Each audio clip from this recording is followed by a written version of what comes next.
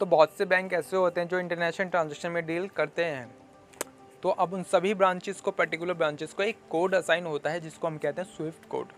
तो अगर आपको किसी भी कंट्री की ब्रांच में अगर पैसा ट्रांजैक्शन करनी होती है तो सबसे पहले आपको वहाँ का स्विफ्ट कोड पता होना चाहिए। और एक इनक्रिप्टेड मैसेज जाता है, और जब वो मैसेज कंफर्म हो जाता है कि कितना पैसा की ट्रांजैक्शन हो रही है तो आपका वाइल ट्रांसफ़र हो जाता है पैसे का। तो अब बात करें स्विफ्ट कोड की, तो इसकी फुल फॉर्म होती है society for world wide inter bank financial telecommunication. तो अब एक मैसेज जाने के बाद, इनक्रिप्टेड मैसेज जाने के बाद ही आपकी ट्रांजैक्शन कंप्लीट हो पाती है, तो इसको हम बैंक आइडेंटिफाई कोड भी कह सकते हैं। अब इन कोडों को अप्रूव कौन करता है? अब इनको अप्रूव करता है इंटरनेशनल ऑर्गेनाइजेशन स्टैंडर्डाइजेशन।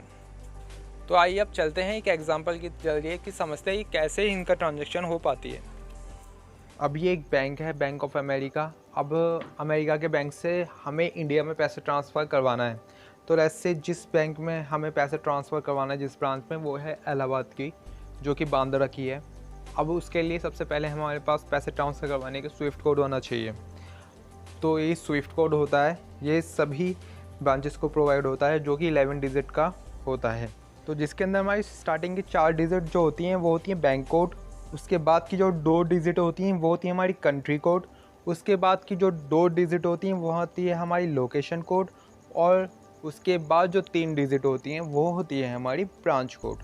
तो इसी तरीके से हर एक ब्रांच को 11 डिजिट का एक कोड असाइन होता है, जिसकी वजह से वो कहीं भी ट्रांजैक्शन, किसी भी ऑल ओवर इंडिया ट्रांजैक्शन कर पाते हैं। तो कहीं कहीं पे ऐसा भी हो सकता है कि हमें 8 डिजिट का स्विफ्ट कोड देखने को भी मिल सकता है। अब ये हेड ऑफिस है इलाहाबाद का, जिसका स्विफ्ट कोड है 8 डिजिट का।